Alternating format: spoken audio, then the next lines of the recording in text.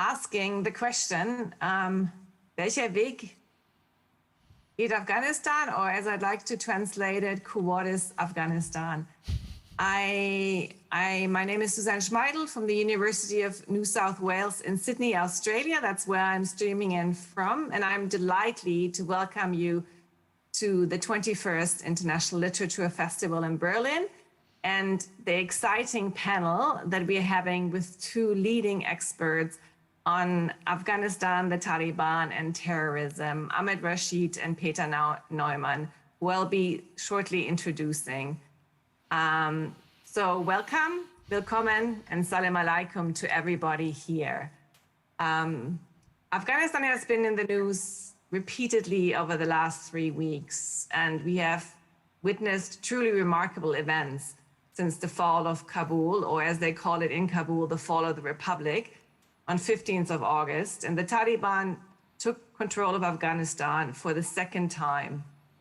And a very surprising speed, even for the closest observers.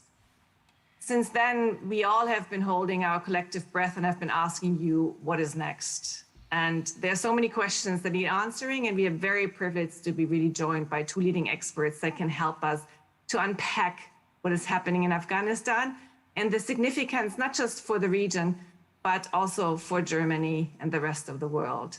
So first of all, I'd like to welcome a dear friend that I've met in 2000, has worked in Afghanistan for a long time, Ahmed Rashid. Most of you probably will have been reading one of his numerous books.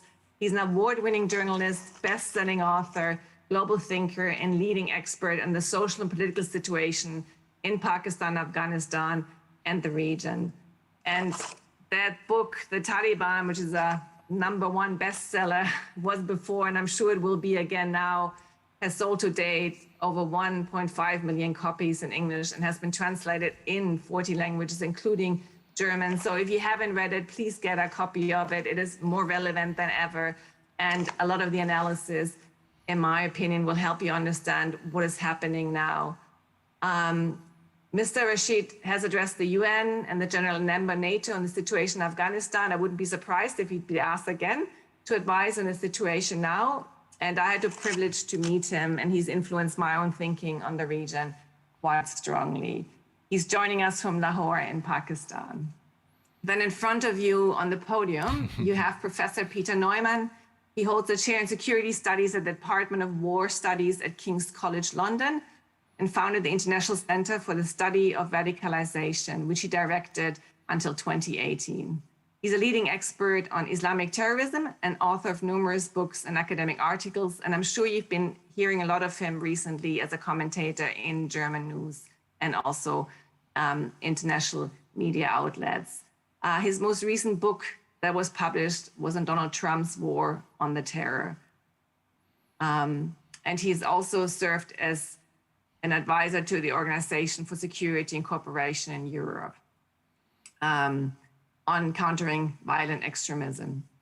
So I don't want to take too much of the space. I have a few questions, but we can see whether we later can also have some questions from the audience and how we can facilitate this in this online forum. But I guess the biggest question that we all are asking ourselves is what can we expect from what some have called the Taliban 2.0? And how do they differ from the first emirate that we saw in the 1990s? And Ahmed, in your book you wrote, the Taliban are essentially caught between a tribal society, which they try to ignore, and the need for a state structure, which they refuse to establish.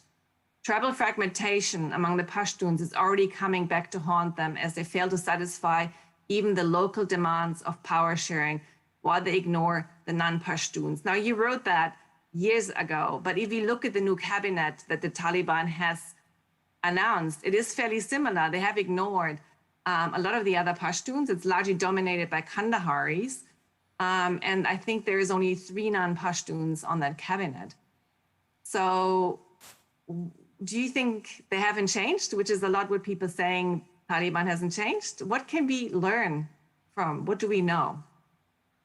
Well, superficially, you can say that they have changed. I mean, they wouldn't have allowed iPhones and social messages and or this kind of thing. They wouldn't have allowed journalists even to exist, even though they're beating them up. But there was no television in the first round of the Taliban. There was television was banned, films were banned, everything. So superficially, there is a change, but essentially the ideology has not changed. And that ideology is a combination of a very severe conservative assessment of Deobandism, which is a particular hardline sect of Sunni Islam, which they have adopted and they have made it their own, and they refuse to be flexible in adopting this. And secondly is their very strong interpretation, again, very conservative and not acceptable to many Pashtuns, their interpretation of Pashtunwali, the Pashtun code of behavior.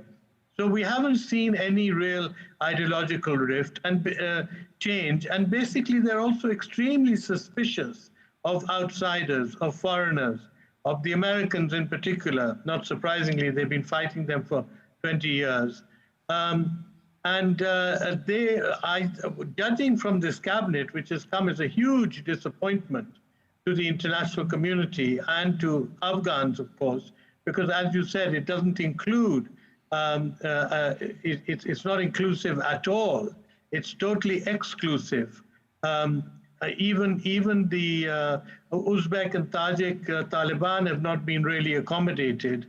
So I think, we're in for a very hard time and a lot of unrest in the weeks and months ahead, because this is not a solution, even though this is a caretaker cabinet and it could become, it could change, it could have additions to it.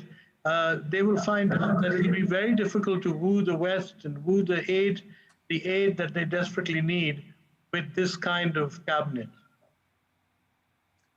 Well, thank you. That's a very insightful analysis. And I want to also throw it over to Professor Neumann, because there have been arguments that 17 of the Taliban's cabinet are basically on the terrorist watch list, and some of them have bounties or on their heads. Most prominently, probably Sirajuddin Haqqani from the Haqqani network, who is the Minister of Interior. And I recently even saw on Twitter, and you perhaps know more, that the bounty of 5 million was increased to 10 million. And there's a joke going whether the Taliban is trying to cash in on that. So what is your view on government, a group that has formed government, basically has terrorists in its cabinet?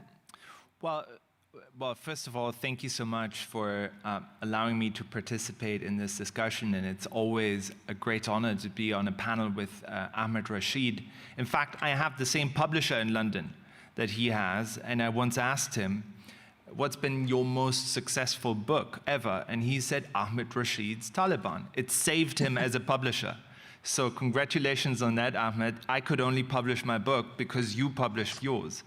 But generally speaking, to answer your question, it's absolutely true. And I think I totally agree with Ahmed that this idea, the myth that we've seen perpetuated over the last, let's say, month in Western media of the liberal Taliban is a myth. I do think we can talk about some of the individuals who've been negotiating with the Americans in Qatar. We can call them pragmatic. We can say that some of them certainly have learned from their experience 20 years ago, and they are trying to be more flexible when it comes to the implementation of certain ideas.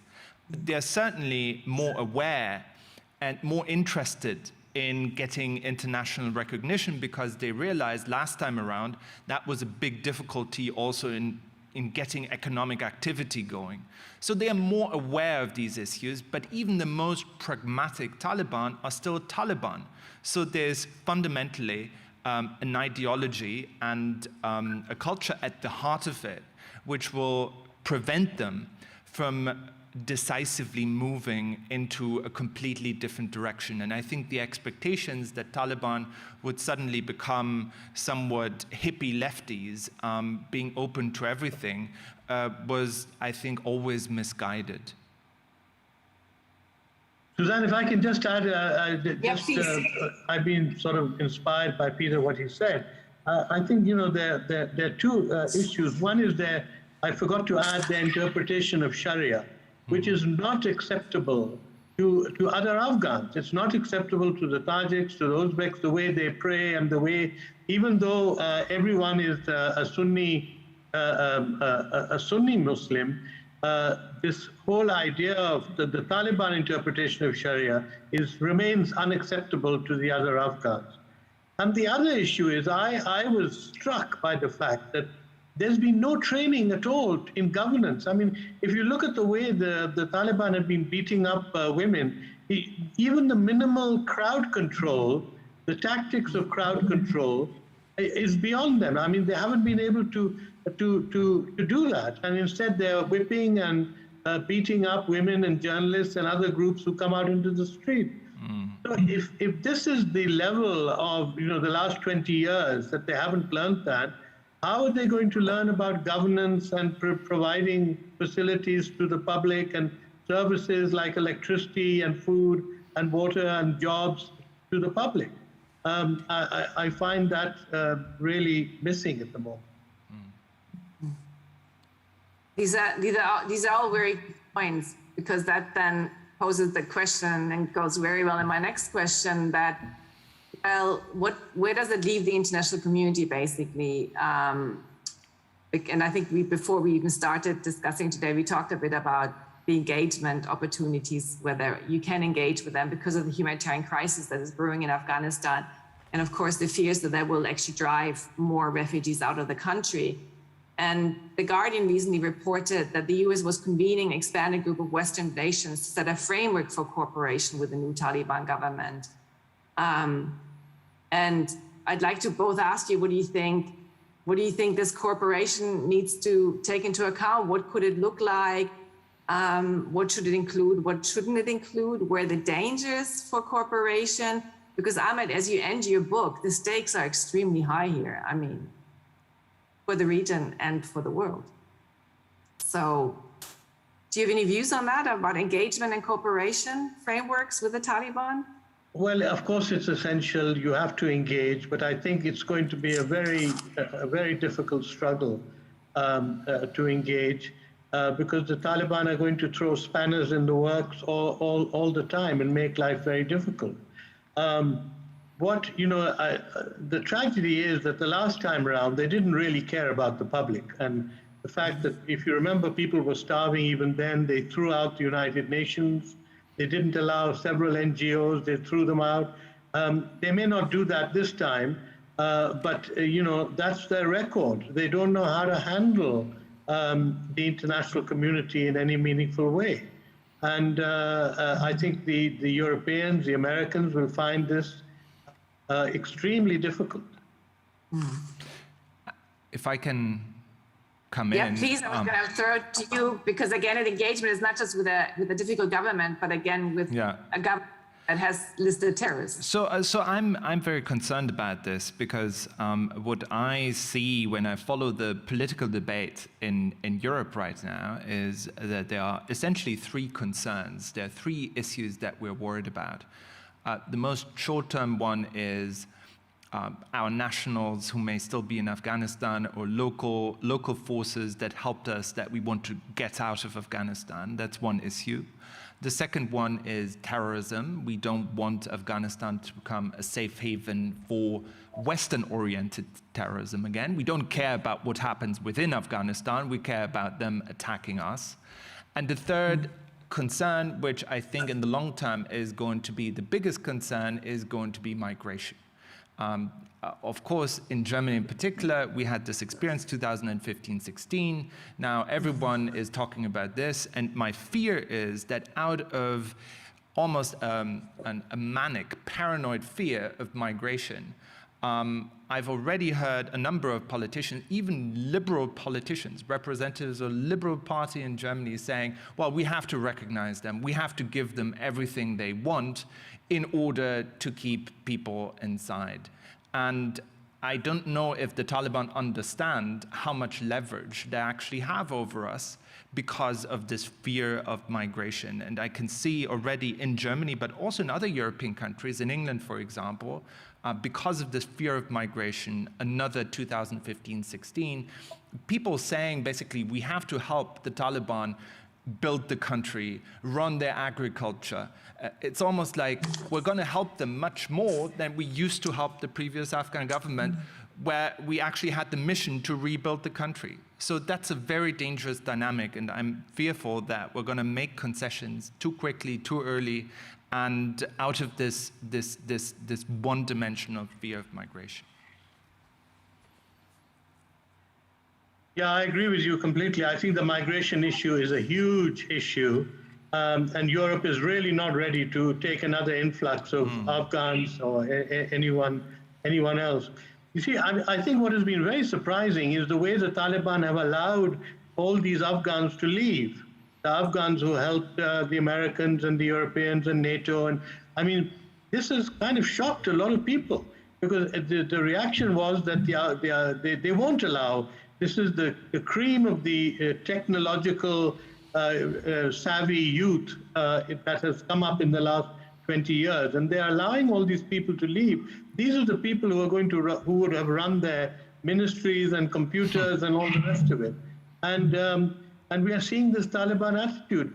And so the fear is that the Taliban are wanting to reestablish this very crude, naive state system, or Emirat system, as they say, which is really not anything to do with modernism or to do with being a useful government for its citizens, but really clamping down on them. And that is really, and you've got this dichotomy between the West wanting to engage to prevent refugees coming out, and pressure from Afghans who probably want to come out.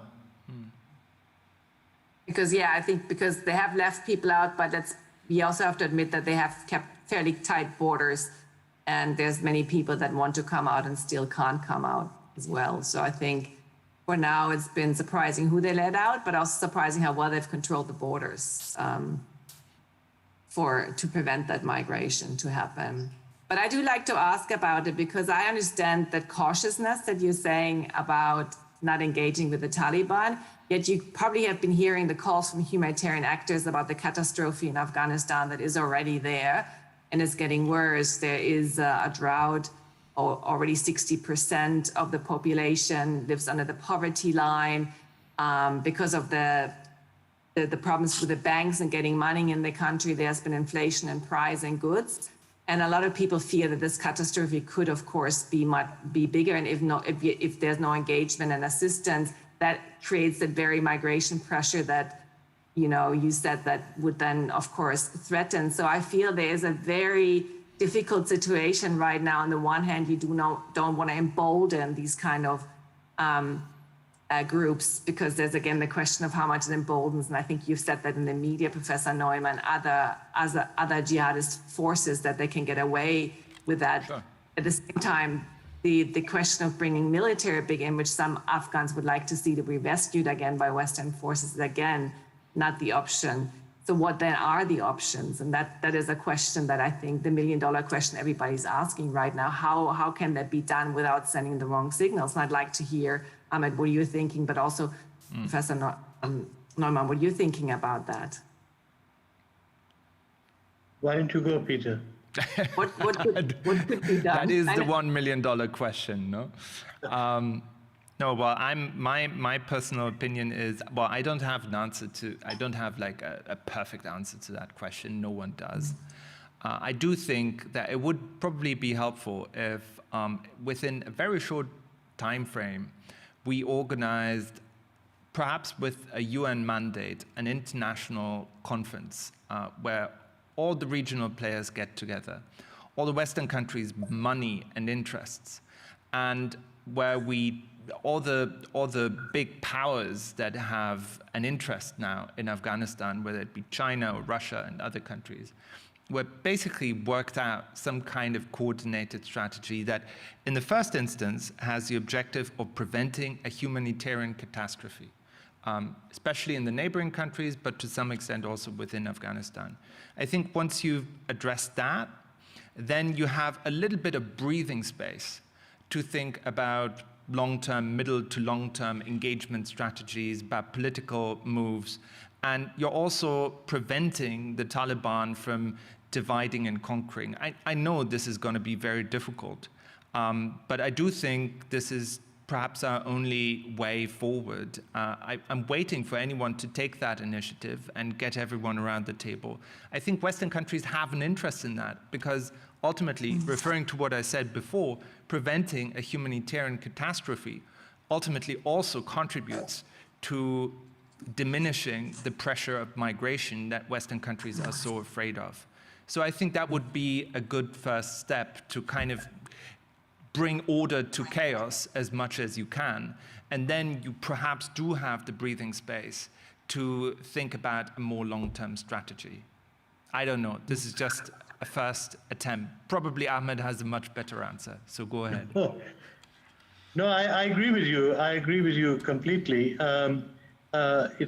It's going to be very difficult to balance these two things. I mean, first of all, on the issue of migration, people are migrating not out of fear so much as out of a lack of facilities and food. And the fear for the neighboring states, Pakistan, Iran, and even Central Asia, is going to be that there's going to be a huge influx of very poor Afghans who are going to be desperately hungry and who are going to be entering these states no matter what you do.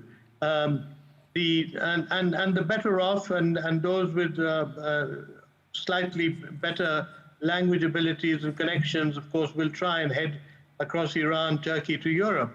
But Europe is going to shut down, I think, a lot of the Eastern European countries certainly are going to shut down and make life very difficult for refugees coming in.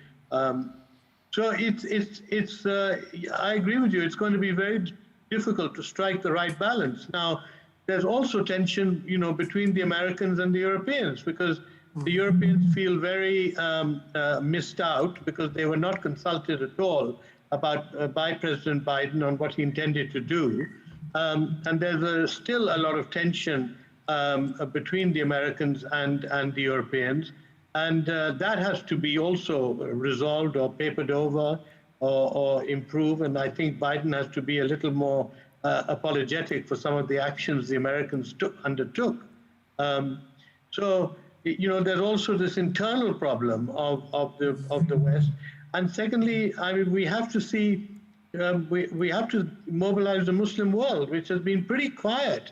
I mean, the Saudis are completely absent. The Gulf states, all the oil-rich Muslim countries have contributed nothing to the airlift or to any future. And maybe that's because of Qatar, which has taken all the kudos and the praise, is of course an enemy of Saudi Arabia and the Gulf states. But you really need to mobilize some of the very rich Arab states and the rest of the Muslim world. Can I ask a question to Ahmed? Go ahead. Yeah, please. Yes, Ahmed, I would be interested in your assessment as to how much popular support do the Taliban actually have in Afghanistan, in the Pashtun areas? What's their popular base? Oh, I still think it's very small. I mean, there's a huge urban-rural divide now in Afghanistan. And the fact is, anybody now who has a phone is connected to the outside world, and you can't stop that. And that's been an amazing transformation. Education and technology, I would say, are the two things that have transformed this generation of Afghan youth. It's been totally extraordinary, the speed with which people have changed their views. And so, the Taliban, I mean, they can work a phone, but they don't understand the implications of having a phone, of governance, of building up a society, a country, and the very name that they've chosen for themselves. Most Afghans would shiver with appalling anger that the Taliban have changed the name of the country to the Emirate of Afghanistan. So I think it's a very small, it's a minority, maybe 10% of the country are actually supportive of the Taliban. A lot of the soldiers that are fighting for the Taliban are doing it out of pressure.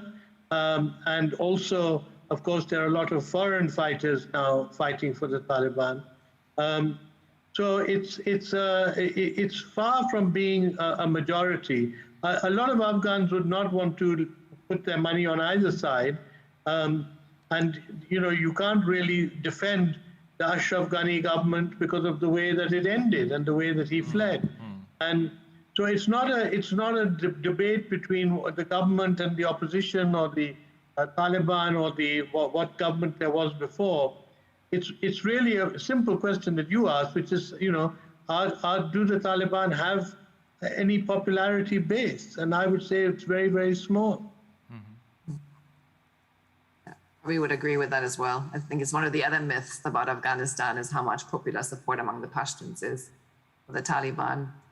But I'd like to maybe go back to the region because Ahmed, you've written a lot about the region as well. And I think one of the questions that is of course out there, at least it is for me, is that if Western countries now lag behind in engagement with the Taliban, there are other powers that are ready to engage.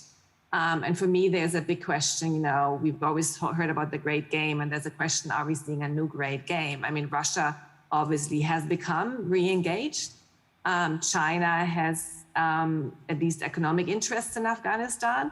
Obviously, Pakistan has been seen first on the ground in Afghanistan. Turkey has been, you know, negotiating as well. So I would like to hear from you, where do you see in terms of, you know, this positioning from other actors if the West now would step back and doesn't have the engagement? What powers would step in? Well, I think all these countries you mentioned, these are countries that neighbor Afghanistan or are next door. They're all in a great hurry to try and engage with the Taliban, get their money released, help them out, and they're trying to persuade the West and the Americans to do that. And I think there's a lot of reluctance by Western states that they want to move more slowly and see what the Taliban, how they perform on the ground first. China, I think, is the big winner of all this because China has a stake in the mineral development, in exploiting the minerals of Afghanistan. And it's basically the only feasible, it's got a land border with Afghanistan. And it's the only feasible country which could exploit minerals and also ship them home, because moving minerals around for other countries would be impossible. So China is a big winner, but China will not engage with the Taliban separately unless these countries, all of them, come together and decide to recognize the Taliban government. And the Chinese are very cautious. I mean, there has to be peace and stability before you're going to get Chinese engineers coming up to, unearth some of this mineral wealth. And the Chinese are not risk takers in any big way, in any economic big way. And they're going to move slowly and carefully, and they're going to say, if this unrest continues, if there are uprisings like the one in Panjshir and other places, the Chinese are going to delay their entry, and they won't move in very fast.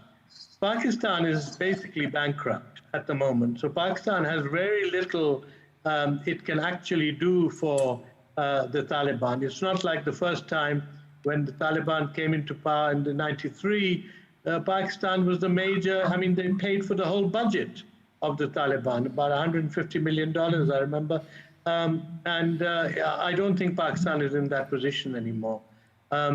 Iran is also limited. It would like to do more, I'm sure, but Iran is broke at the same time. Pakistan's main effort, of course, is to keep the Indians out.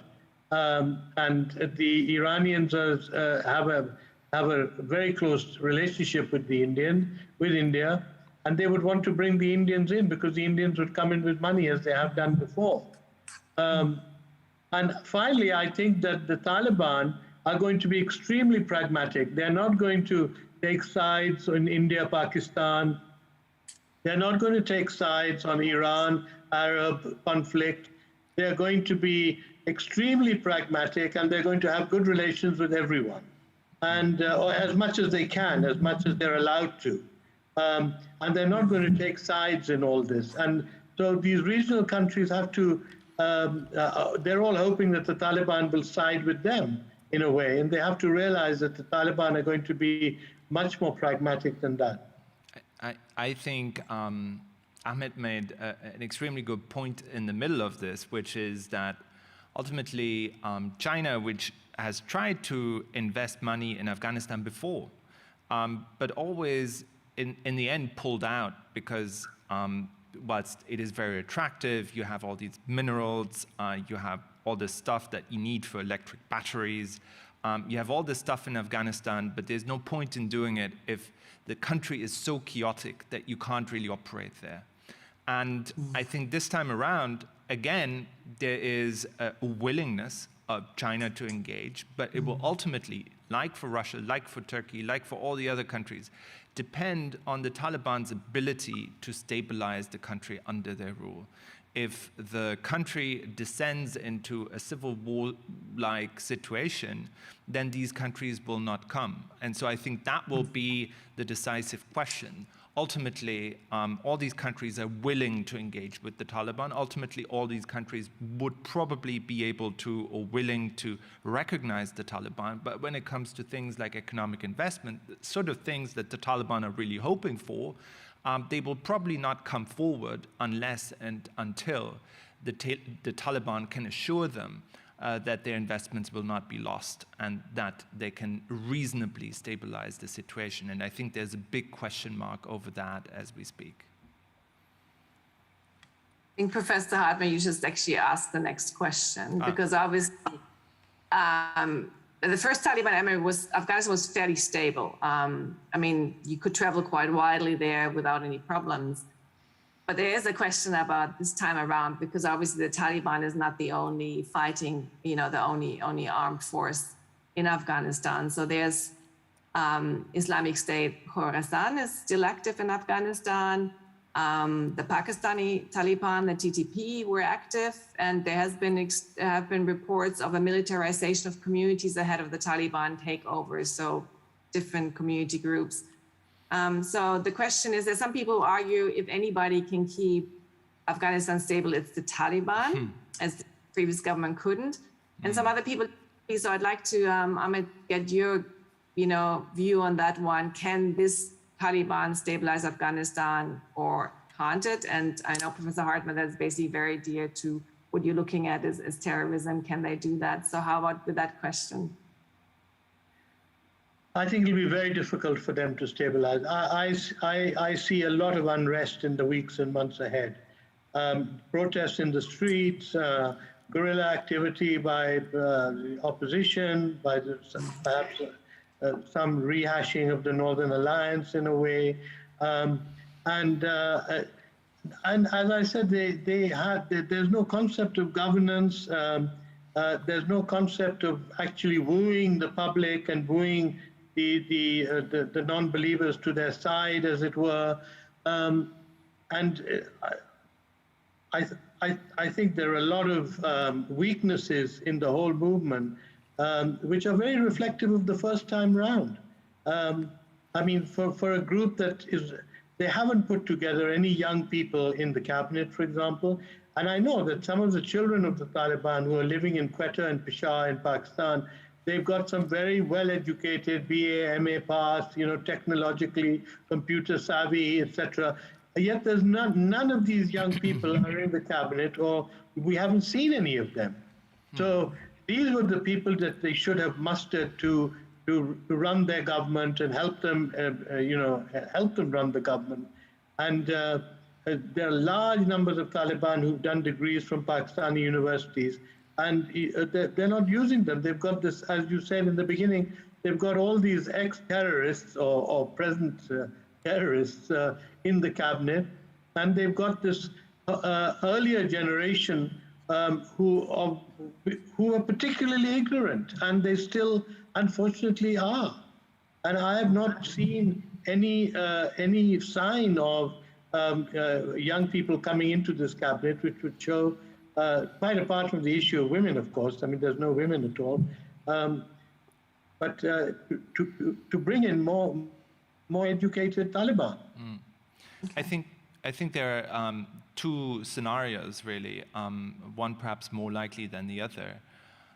The first is that the Taliban somehow managed to control the country. And then, of course, we're concerned from a Western point of view, perhaps about parts of the Taliban, the Haqqani network, which has deep and personal ties to internationally oriented terrorist organizations like Al-Qaeda, and to what extent will they again allow them to operate within Afghanistan? To what extent will there be a partnership?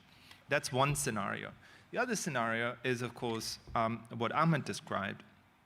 The Taliban will not be capable of controlling the country, that you will have parts of the country which will essentially descend into permanent conflict. And the unfortunate thing is that we now have organizations like ISIS on the ground, which operate according to the same script everywhere. If you look at the countries where ISIS became big and successful, whether it's Libya or Syria or Iraq, it's always emerged out of situations of chaos and anarchy. Chaos, anarchy, lack of order, that's a sort of breeding ground where ISIS asserts itself as a provider of stability. Horrific stability, but some kind of stability. And of course, what we're seeing in Afghanistan already to some extent is that ISIS is not waiting for this situation to happen. It is trying to create a situation of chaos and anarchy where it can present itself as a provider of stability. And that makes me very pessimistic. Because I do think that when it comes to terrorism, I'm not overestimating the power of terrorism, but terrorism certainly has one ability with relatively limited means to kind of destroy an equilibrium and to throw a situation into chaos. And I think that's going to be the strategy of ISIS. And where they are present around Kabul and the northeast of the country, those will be very difficult places to be, and I'm quite, pessimistic about that. Yeah, I think your point about ISIS is very important, because what we saw earlier for the last couple of years had been this ISIS assassination campaign in the urban areas of prominent people who were serving the last government. And it's not beyond anyone's imagination to think that ISIS could do the same for the Taliban, meaning gun down, have terrorist attacks on Taliban ministers and things like that, which of course will create even more chaos and instability.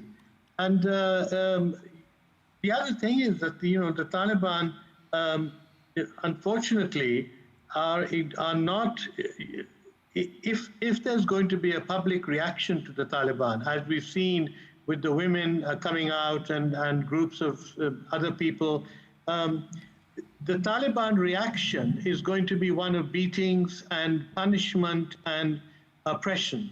It's not going to be one of holding dialogue and understanding and trying to explain their point of view to the public or anything like that. And of course, the more violent the Taliban become and the more extreme they become in their punishment, which is a very important part of their interpretation of Sharia. The Sharia is all about punishment, and for those who don't adhere properly to Islam. So that is then going to create huge problems for the Taliban and even for the West, which may want to engage with them. Those are all very sobering assessments, but that's a very sobering assessment that we all need to hear while we think about Afghanistan. Now, I'm very conscious of the time, so I think I'm going to ask the very last questions, and with that, I will give you the time for concluding remarks. And that is something that I think you've talked about, because Professor, you spoke about terrorism, and Ahmed, you wrote in your book, there are lessons to be learned for today's meddler. Those who intervene in Afghanistan can face disintegration themselves, not because of the power of the Afghans, but because of the forces that are unleashed in their own fragile societies. And Professor Neumann, you have recently made a similar argument to BBC's Yalda Hakim about that the jihadists, the world around, and including perhaps the lone wolf individuals, may feel emboldened by the victory of the Afghanistan and by the possibility of having success. So I'd like to maybe have you some closing remarks of how much what has happened in Afghanistan will have implications outside Afghanistan. Ahmed.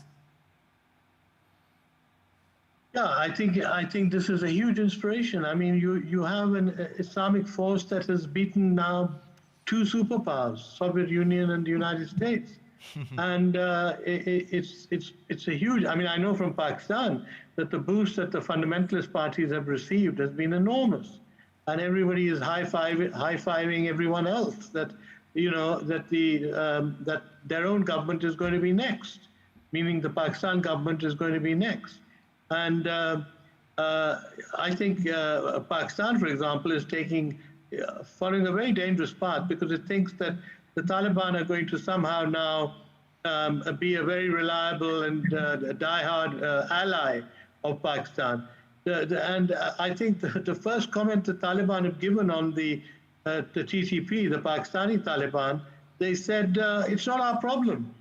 Even though the Pakistani Taliban are living in Afghanistan under the support of the Afghan Taliban, the Afghan Taliban spokesman said it's not our problem. The Pakistanis should handle this themselves.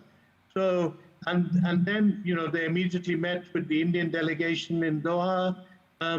So I think it's not that these countries are going to receive any huge benefits from the Taliban. And the more they think that they can maneuver the Taliban into supporting their various international obligations, it's not going to happen. And the Taliban are going to chalk out their own path, as they did last time. They didn't mind that the UN left and abandoned Afghanistan. And eventually we were left with just the Red Cross, the ICRC. Almost everybody else had been forced to leave, because they wouldn't allow women to work in NGOs, and they wouldn't allow women to visit, patients in the hospital or anything like that. So, I mean, it's not as bad as that now, but of course things could get much worse. If there is going to be resistance in any way, it will be crushed, and that crushing is going to create a new round of violence and fear and unrest. Mm-hmm.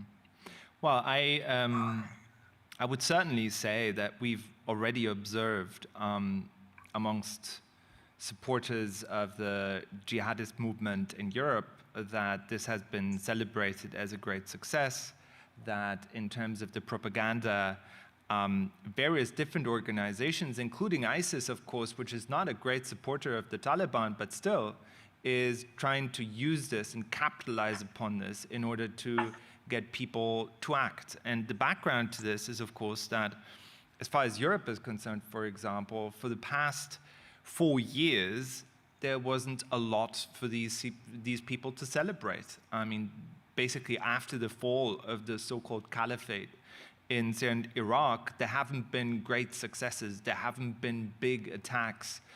This caliphate that was created with the promise of being a 1,000-year Reich, of being a world empire that will never be defeated and that will grow and expand mercilessly, was beaten by the Americans within 3 years. So you could see that quite a lot of the supporters were actually quite, if not depressed, they were starting to have doubts about the whole enterprise. And now you have this great victory. As Ahmed said, I mean, look at the Taliban. They defeated not only, well, not the Taliban, but the Mujahideen in the 80s defeated the Soviet Union.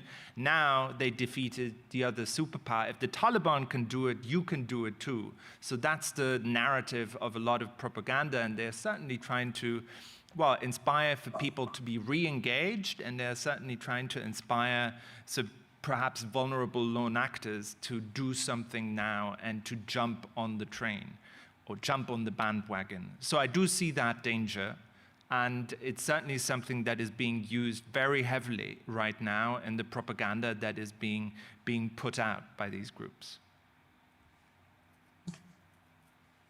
I'm very conscious of the time that we have, and it's almost very difficult to end on a somewhat, I would say, depressing note for Afghanistan. But I do hope that our listeners have been able to take some of the key points away with it. I'd like to just remember that what Ahmed Rashid finished his book with, and I do encourage everybody to get a copy and reread it. The stakes are extremely high right now. They are high for ignoring the Taliban, but they're also high in terms of how we engage with the Taliban. And perhaps the recommendation that Professor Hartman and Ahmed Rashid second that made is that the international community will maybe need to get together in a sort of conference, not an isolated meeting, to decide how to engage with the Taliban in Afghanistan in the current state, rather than having these separate meetings, and then perhaps the divide and rule argument can happen. And also particularly how they can engage with regional powers, so it doesn't become that some engage and others are not, might be worth pursuing. So I know that we said initially that there would be time for audience questions, but I couldn't really see whether there were any, so I apologize for that. But I at that stage, maybe you saw them waving and I couldn't see it. I really would like to thank both of you, particularly Ahmed, coming in from Lahore and giving us your wisdom. And as you said, I'm sure your books will, hopefully be picked up again, and maybe you will be writing an update about it at this time. And Professor Neumann, I know you've been commenting very much in the media, and I hope from the dialogue between of you that our listeners were able to learn a bit about the situation, perhaps got some question answered, maybe have some other questions that need to be debating, and that what I think is important, that we do keep this debate on Afghanistan ongoing for the sake of the Afghans more than anything else, because there is a trend in media that, it may just disappear eventually when the next crisis happens. So I'd like to thank you both. And if there's any very brief comments you want to make before we say goodbye, I want to give you that opportunity to maybe also to say goodbye as well. Well, thank you very much, Susanne, and to the Literary Festival in Berlin, and to all the support that they've given. I think this has been very useful. Thank you. Thank you. Thank you very much. And thank you, Ahmed and Susanne. Yes, and thank you both as well. And again, I was very privileged to be having the discussion with you. And I'd like to say thank you, Danke, Tashakor, and Dear Manana. And hopefully we'll have another discussion on Afghanistan that is a bit more optimistic and forward-looking next year. Excellent. Thank you. So thank you again for our hosts as well, putting this on the International Literature Festival of Berlin.